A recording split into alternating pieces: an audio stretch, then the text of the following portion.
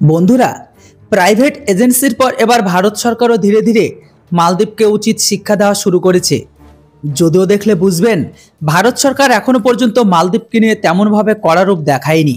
শুধুমাত্র মালদ্বীপের রাজদূতকে ডেকে একটা মিটিং করেছিল, আর সেই মিটিংয়ে মালদ্বীপের রাজদূতকে খুব নিয়েছে। বন্ধুরা, এখন এটাও শুনতে পাওয়া যাচ্ছে যে ভারত সরকার মালদ্বীপকে ফ্রিতে দেওয়া রেশন থেকে শুরু করে সমস্ত কিছু বন্ধ করে দিল। আমার হিসাবে ভারত সরকারের এই পদক্ষেপ তখনই নেওয়া উচিত ছিল যখন থেকে মালদ্বীপের ঘরের ভেতরে ভারতের খেলাফ ইন্ডিয়া আউট ক্যাম্পেইনকে চালানো করা হয়। যেটাই হোক, দেরিতে হলেও ভারত সরকার সঠিক সিদ্ধান্তকে নিয়ে নিয়েছে। যদিও বন্ধুরা, এখনকার ভারত সরকারের সিদ্ধান্ত নেওয়াতে তো আমি অনেক খুশি, কিন্তু বন্ধুরা আমি এখন আপনাদের একটা কথা বলে দিচ্ছি যে মালদ্বীপকে দেওয়া ফ্রিতে সাবসিডির যেটা সম্পূর্ণ ব্যান। হ্যাঁ বন্ধুরা, আমি আপনাদের অনেকবার আগেও বলে দিয়েছি, ভারতের যতগুলো পড়শি দেশ আছে শুধুমাত্র চীন আর পাকিস্তানকে বাদ দিয়ে ভারতের সমস্ত পড়শি দেশকে ভারত ফ্রিতে অনেক কিছু দিয়ে থাকে। হোক খাবার, রেশন, জিনিসপত্র, ওষুধ, সমস্ত কিছু ভারত কিন্তু মালদ্বীপকে কম দামে আর ফ্রিতেও দিয়ে থাকে, যেন তারা ইউরোপ থেকে সে সমস্ত জিনিসগুলো বেশি দাম দিয়ে কিনতে না হয়। তো বন্ধুরা, এটা তো আপনারাও দেখেছেন, এই সমস্ত দেশগুলোকে আমাদের পড়শি দেশ বললেও ঘেন্না লাগে। কেননা বন্ধুরা, প্রতিবেশী তো আড়াই হয় যারা সুখ দুঃখে সমস্ত পরিস্থিতিতে তার প্রতিবেশী দেশের পাশে বা সাথে খাড়া থাকে।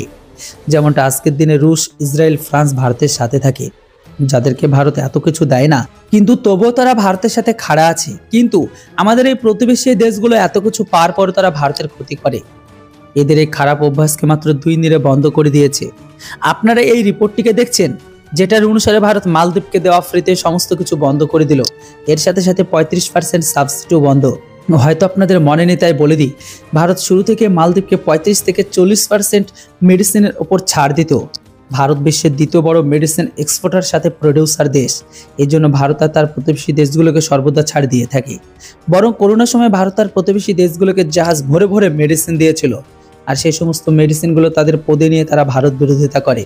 হোক পূর্ব পাকিস্তান, মালদ্বীপ, সমস্ত দেশগুলো। আপনাদের বলে দিই যে মালদ্বীপের সমস্ত হসপিটালগুলো ভারতের মেডিসিন কাজ করে।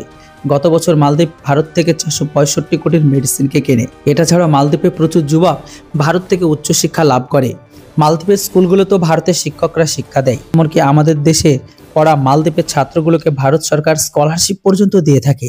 2019-এর পরে থেকে মালদ্বীপে অনেক লোক ভারতে আলাদা আলাদা সেক্টরে কাজের সাথে যুক্ত। এখানে শেষ নয়, মালদ্বীপের শিক্ষা, স্বাস্থ্য কেন্দ্র 65% ভারতীয়। এমনকি একটি সার্ভে অনুসারে মালদ্বীপের 400টি ডক্টরের মধ্যে 150টি ভারতের। এভাবে দেখলে বুঝতে পারবেন, শিক্ষা, স্বাস্থ্য, শিল্প, রোজগার, স্কলারশিপ সবকিছুর জন্য তারা ভারতের উপরে কিন্তু নির্ভরশীল। আর এত কিছুর পরও তারা ভারতের সাথে শত্রুতাকে করে নিয়েছে। যেটা হোক বন্ধুরা, ভারত সরকার এখন মালদ্বীপকে বলে দিয়েছে আর কোনো কিছু পকেটে পাওয়া যাবে না ভারত থেকে।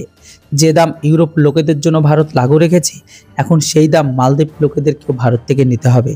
আমাদের কাছে এমন পড়শি থাকার থেকে না থাকাই ভালো। যারা পড়শি দেশের মানেটা কি সেটাই বোঝে না। এই খবরটি শুনে আপনারা কতটা আনন্দিত বন্ধুরা, অবশ্যই কমেন্ট বক্সে লিখে জানাবেন। Thanks for watching. জয় হিন্দ, বন্দে মাতরম।